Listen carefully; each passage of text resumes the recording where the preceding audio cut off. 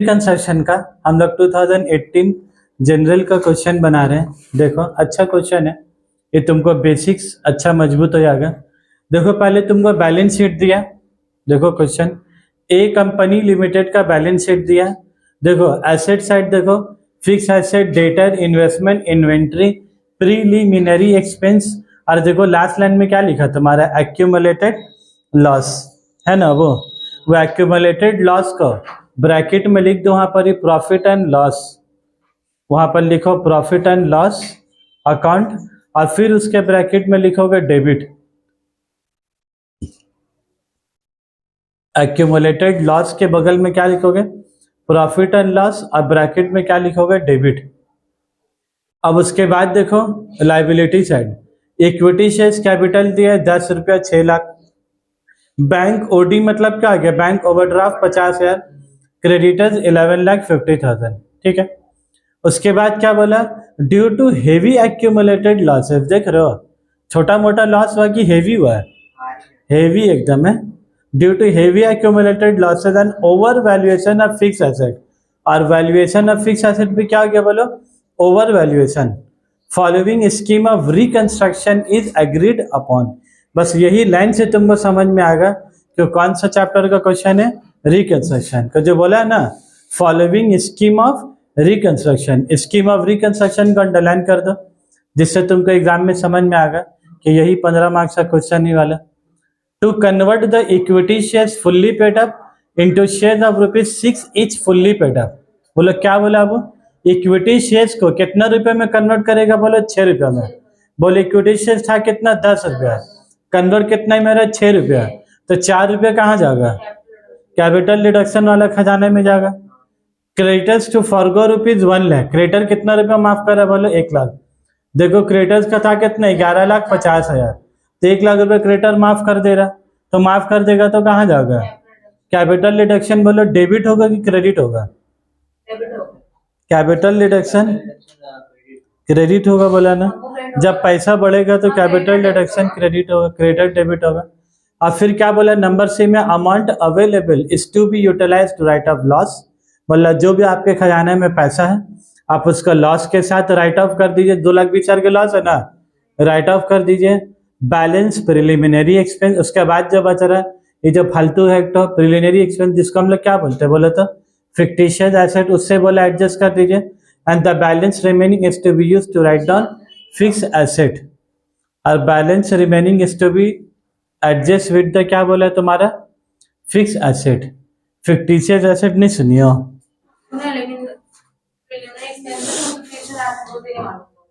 Preliminary expense वो तो है खर्चा, तो फिर एसेट साइड में काहे दिख रहा।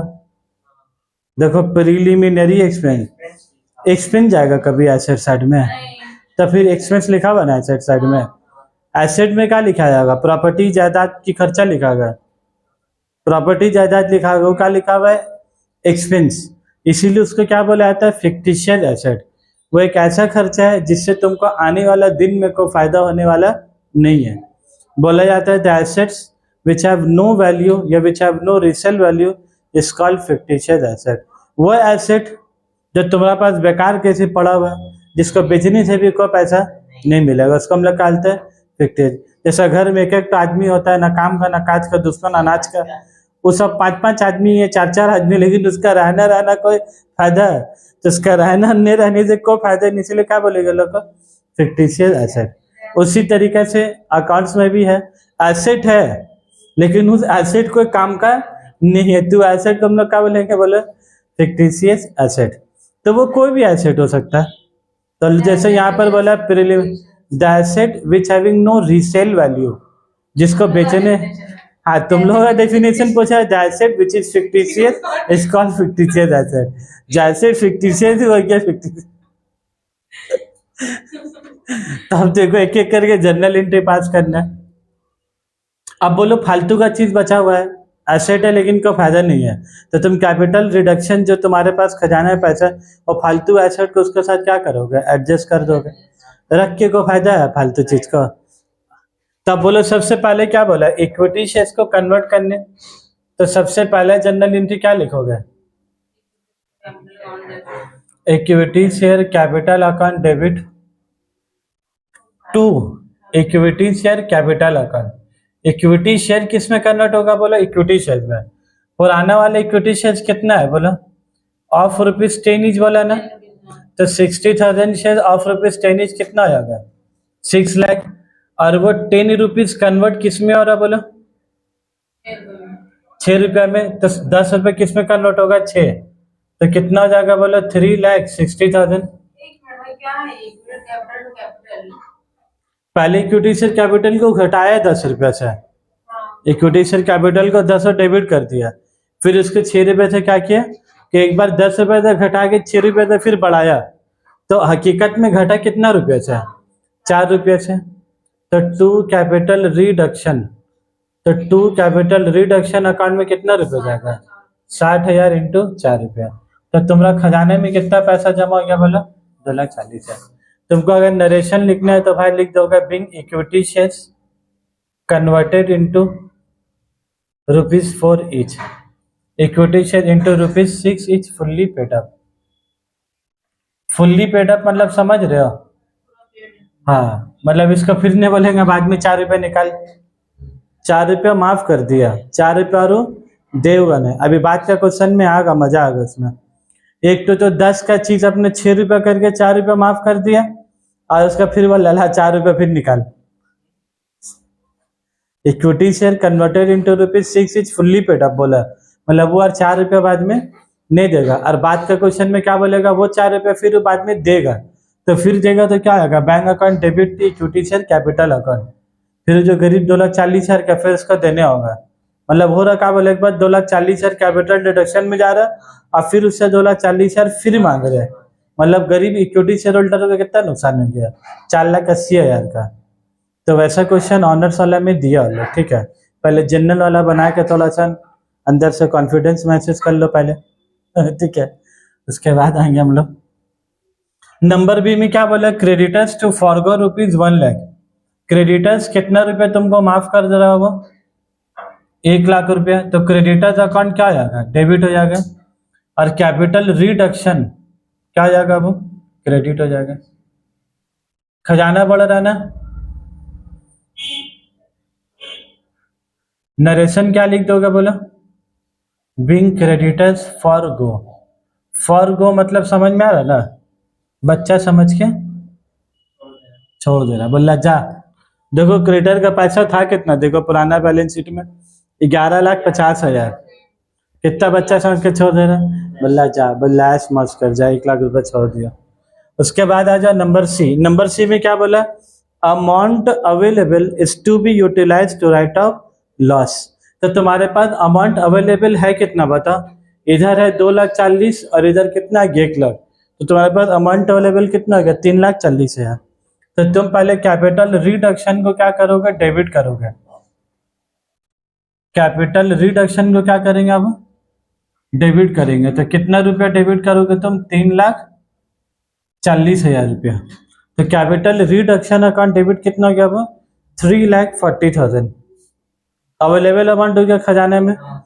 अभी पैसा को तुम कहाँ कहाँ बोला? देखो राइट ऑफ करने, राइट ऑफ लॉस बैलेंस। तो लॉस का नाम क्या है? Accumulated loss. लेकिन जब तुम जर्नल एंट्री पास करोगे ना भाई, तो तुमको एक्यूमुलेटेड लॉस नहीं लिखना, क्या लिखना होगा बोलो? Profit and loss account. उसका सही नाम क्या होता है? प्रॉफिट एंड लॉस अकाउंट, जिसके लिए हम उधर ब्रैकेट में लिखाया है। वो भले ही से लिख जाए एक्यूमुलेटेड लॉस, लेकिन तुम जर्नल एंट्री वैसे पास नहीं कर सकते। कितना का लॉस है देख लो पगला का? 2,20,000 का लॉस। इस सब चीज भी किट अभी बाइजूस के साथ भी आया होने वाला है, इंटरनल रिकंस्ट्रक्शन। शायद एप्लीकेशन फैब्रिकेशन डाल दिया बाइजूस वाला, खोल तो दिया। शाहरुख खान शायद भी कहा है, सब कुछ इतना बड़ा इन्वेस्टमेंट कर दिया, लेकिन जैसे चलना चाहिए, लोग को अप्रोच करना चाहिए, लोग तो ले रहे तो बिजनेस कहाँ चले गया? अल्लाह से गया। अल्लाह दिन बर दिन कहा जा रहा है, लोग का जमा होते चले, मतलब बढ़ते चले आ रहा है। और थोड़ा कंपनी बंद तो नहीं करेगा, तो लोग क्या करने मांग रहे? इंटरनल, मतलब बाकी सब धार वाला लोग को बैठा के मीटिंग करेगा, भाई साहब 1-1, 2-2 करोड़ रुपये का बच्चा समझ के माफ करे, तो माफ करेगा तो लॉस एडजस्ट हो जाएगा, लॉस कम हो जाएगा, फिर से लोग बिजनेस करेगा बाइजूस वाला। तभी उसका भी पारी है लगाने का। 3,40,000 कहाँ से आया, बोलो भाई कहाँ से आया 3,40,000? कैपिटल रिडक्शन में कितना था 2,40,000, फिर क्या कितना 1,00,000, 2,40,000 मतलब कितना 3,40,000, 2,40,000 ओनर दिया और 1,00,000 रुपया कौन माफ किया है, क्रेडिटर। तो दोनों मिला के तुम्हारे पास कितना पैसा होगा बिजनेस में 3,40,000, और वो पैसा को किसके साथ राइट ऑफ करने बोला तुम्हारा, प्रॉफिट एंड लॉस। उसके बाद अभी भी यहाँ एक कितना रुपया बचा 1,20,000, और तुमको देखो बताया है कॉमा के बाद क्या बोला प्रीलिमिनरी एक्सपेंस। तो तुम देखो बैलेंस शीट में प्रीलिमिनरी एक्सपेंस है कितना है 20,000, और तुम्हारे पास इधर खजाना में कितना पैसा बचा, 3,40,000 में 2,20,000 गया तो कितना बचा 1,20,000, बहुत पैसा है, एडजस्ट कर ही सकते हैं। प्रीलिमिनरी एक्सपेंस है कितना बोलो, प्रीलिमिनरी एक्सपेंस कितना हो गया तुम्हारा 20,000। उसके बाद तो 20,000 एडजस्ट होने के बाद अभी भी कितना पैसा बचा कैपिटल डिडक्शन में 1,00,000 रुपया। और वो लोग क्या बोला देखो, and the balance remaining is to be use to write down fix asset. बोला ये दोनों का एडजस्ट करने के बाद अभी भी कुछ बैलेंस पैसा बचा हुआ तो किसको राइट डाउन करेंगे, बोला फिक्स एसेट। फिक्स एसेट का कीमत देखो कितना बैलेंस शीट में 7,00,000, फिक्स एसेट का कीमत कितना 7,00,000, और तुम्हारा पास कैपिटल रिडक्शन वाला खजाने में कितना पैसा बचा है 1,00,000। तो तुम कितना रुपया राइट डाउन करोगे, बोले 1,00,000 रुपया का 7,00,000 राइट डाउन कर सकते हैं। वो तो बोले ही तुम the balance remaining is to be use to write down fix asset. तो तुम यहाँ पर ही टू फिक्स एसेट बोलकर, तो तुम यहाँ पर ही फिक्स एसेट बोलकर कितना रुपया लिखोगे, बोले 1,00,000 रुपया। तो बचा ही नहीं तो पैसा, कैपिटल रिजर्व में कब जाएगा पैसा, जब पैसा बचेगा तब, नहीं करना होगा तब। यहाँ तो लोग क्या बोल रहा है कि अगर रिडक्शन में कुछ पैसा बच जाएगा तो कहाँ बोला लोग राइट ऑफ करने के लिए फिक्स एसेट। तो बीइंग लिख दो, being preliminary expense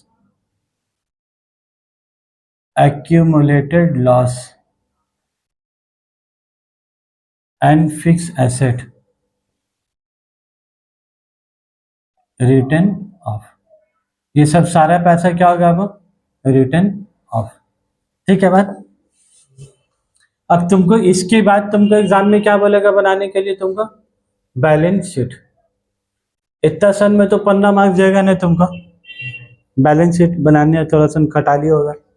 balance sheet as on कितना तारीख का बैलेंस शीट अब 31 मार्च 2016।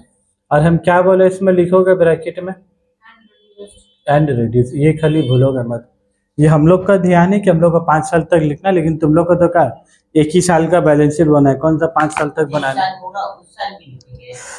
हाँ हाँ ठीक है नहीं भाई, ये तो नया बैलेंस शीट जो बन रहा वो तो इंटरनल रिकंस्ट्रक्शन होने का बाद ना बनेगा, तो होने से पहले बनाओगे बैलेंस शीट तो नहीं लिखने होगा, होने के बाद बैलेंस शीट बनाओगे तो क्या लिखने होगा। अब आजा नोटून बैलेंस शीट बना, नोट नंबर है ना, ये वाला रुपीस नोटून बैलेंस शीट तो ऐसे ही बनेगा ना। वो जो वर्किंग नोट नहीं बनाते थे हम लोग, तो जो भी वर्किंग नोट बनाएंगे नोट्स टू अकाउंट, जैसा 1 2 3 बनाए वही 1 यहाँ पर जाके लिखना रहेगा। इससे पहले हम लोग ब्रैकेट में नहीं लिखते थे WN1, नोटून नोटून। अरे दूसरा चीज तुमको याद भी नहीं करना है, तुम्हारा क्वेश्चन में शेड्यूल 3 का दिया रहेगा। वो जो नया क्वेश्चन आएगा ना, अभी तो पुराना क्वेश्चन है तो पुराना बैलेंस शीट बनाओ। तुम शुरू का क्वेश्चन देखो 2022 का 2021 का, देखो एग्जाम में कैसा बैलेंस शीट आया, उसके बाद पन्ना पलटा उसके बाद लो नोटून बना हुआ है, ठीक है। क्यों यूज करोगे भाई पुराना वाला, नंबर नहीं देगा, कुछ भी नहीं देगा, चाहे तुम्हारा बैलेंस शीट टैली कहीं नहीं हो जाए।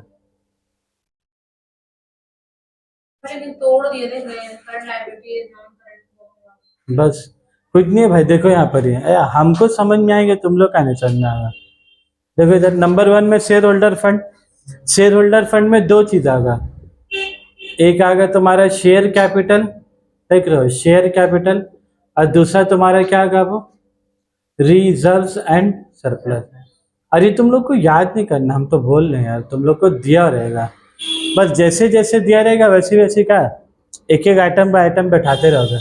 तुमको बोले शेयर कैपिटल कितना होगा, पुराना वाला बैलेंस शीट में देखो शेयर कैपिटल कितना है 6 लाख, लेकिन नया वाला में शेयर कैपिटल कितना हो गया 3,60,000। तो बस यहाँ पर लिख दोगे 60,000 इंटू 6 कितना हो गया। बस न्यू बैलेंस शीट में तुमको क्या करना है, न्यू डेटा बैठाना है। 60,000 इंटू 6 3,60,000 हो ना, 10 का वैल्यू घट के 6 रुपये हो गया ना, तो वही तो लिखा 60,000 इंटू 6 3,60,000। नहीं 10 - 6 तो 4 तो कहाँ लिखा है कैपिटल रिडक्शन में, और फिर वो 4 रुपये क्या हुआ इधर एडजस्ट हो गया ना, तो जब वो एडजस्ट हो गया तो यहाँ लिखाएगा वो, तो फिर जो 6 रुपया बचा वही ना लिखेंगे। रिजर्व एंड सरप्लस तो क्वेश्चन में कुछ नहीं है, कुछ नहीं, देख लो जनरल रिजर्व कैपिटल रिजर्व कुछ है रहता है तो इसमें लिखता है। नंबर 2 में क्या लिखेंगे बोले हम लोग नॉन करेंट लाइबिलिटी। कौन लाइबिलिटी है वो, non current liability. Non current मतलब लॉन्ग टर्म लाइबिलिटी, जिसको हम लोग डिवेंचर्स बोलते हैं ना, डिवेंचर्स बैंक लोन ये सब कहा जाता है नॉन करेंट। तो देखो डिवेंचर्स डिवेंचर है तुम्हारा क्वेश्चन में, नहीं ये बैंक ओवरड्राफ्ट है, ठीक है हो गया नील हो गया, जो नहीं रहेगा नील। और बैंक ओवरड्राफ्ट वगैरह तुम्हारा कहाँ चले जाएगा करेंट लाइबिलिटी में। करेंट लाइबिलिटी में देखो क्या लिखोगे, वो जो बैंक ओवरड्राफ्ट है, बैंक ओवरड्राफ्ट तुम्हारे किसके अंदर जाएगा बोला short term borrowings. Bank overdraft किसके अंदर जाएगा शॉर्ट टर्म। नहीं लिख पाओगे तो डायरेक्ट लिख दोगे बैंक ओवरड्राफ्ट, लेकिन ये तो लिखोगे ना करेंट लाइबिलिटी नॉन करेंट। मान लो वो किसके अंदर है तो वो नहीं याद है, कम से कम ये तो लिख पाओगे, इक्विटी शेयर होल्डर फंड ये तो लिख पाओगे। अब इसके अंदर का नहीं है तुम लिख दोगे डायरेक्ट बैंक ओवरड्राफ्ट हो गया। हाँ गलती से बैंक ओवरड्राफ्ट नॉन करेंट में मत लिख दोगे, नहीं तो बस गलती से मिस्टेक हो जाएगा फिर, ठीक है। Short term borrowing, short term borrowing कितना है, बैंक ओवरड्राफ्ट बोलो कितना है 50,000। वो जो क्रेडिटर्स है ना, क्रेडिटर्स का नाम न्यू वाला बैलेंस शीट में क्या है तुम्हारा ट्रेड पेबल। देखो क्रेडिटर्स का नाम न्यू बैलेंस शीट में क्या है तुम्हारा ट्रेड पेबल। तो तुमको अगर नहीं याद रहा तो तुम क्रेडिटर लिख दोगे, ठीक है। क्रेडिटर कितना लिखेंगे बोलो यहाँ पर ही, क्रेडिटर्स कितना लिखेंगे 11,50,000 पुराना बैलेंस शीट में 1 लाख रुपए फर्क हुआ तो कितना लिखेंगे बोले यहाँ पर 10,50,000। ठीक है, बात एकदम आसान है बैलेंस शीट बनाना, कोई टेंशन नहीं। टेंशन लियो तो फिर तुम लोग वर्ल्ड कप देने होगा। ये तीनों गाइड करो 3,60,000 प्लस 50,000 प्लस 10,50,000।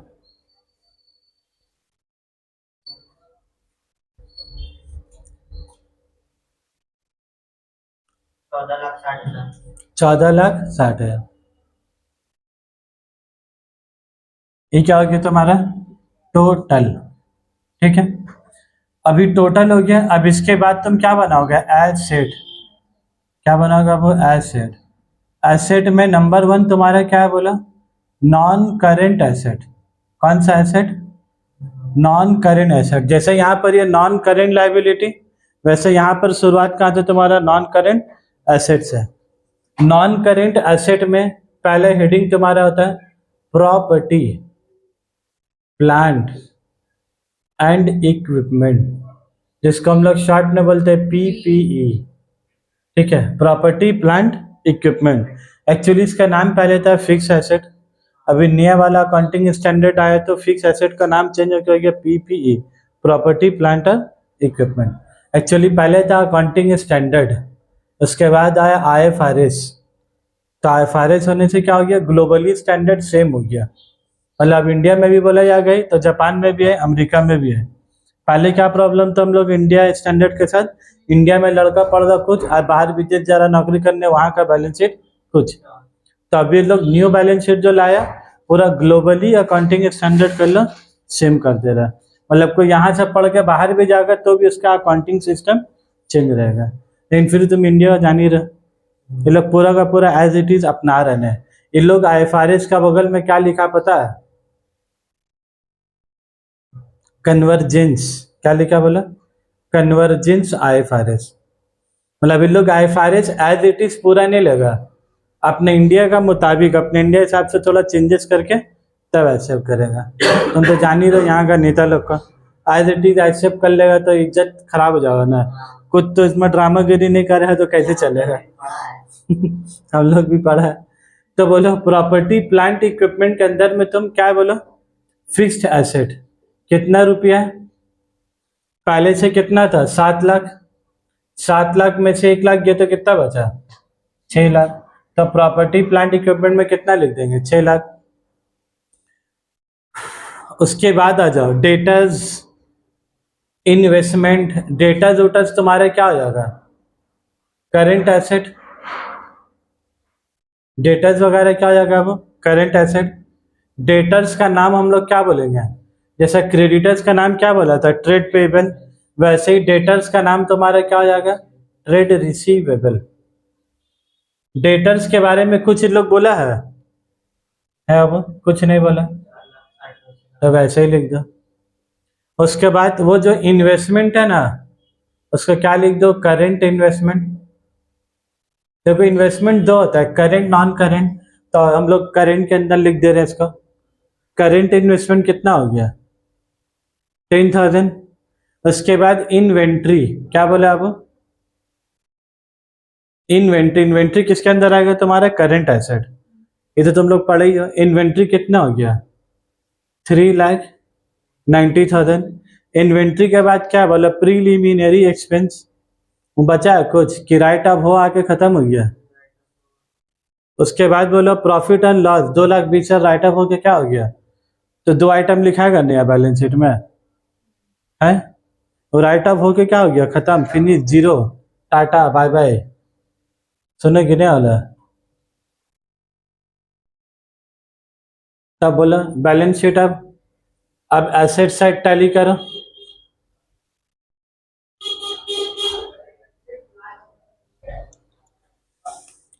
छह लाख प्लस 4,60,000 प्लस 10,000 प्लस 3,90,000। मारो ऐड इस चारों आइटम को।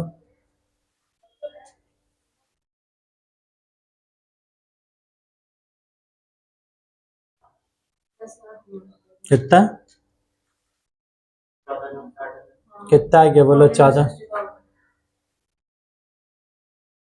देखो लाइबिलिटी एसेट टैली हुआ। बस पुराना वाला बैलेंस शीट में क्या करते थे? इधर एसेट और इधर लाइबिलिटी। और नोटुन वाला तरीका में पहले लाइबिलिटी, लाइबिलिटी ऊपर और फिर एसेट उसका। वैसे साइड बाय साइड बनता है तब ऊपर नीचे बन रहा है। ठीक है, और कुछ?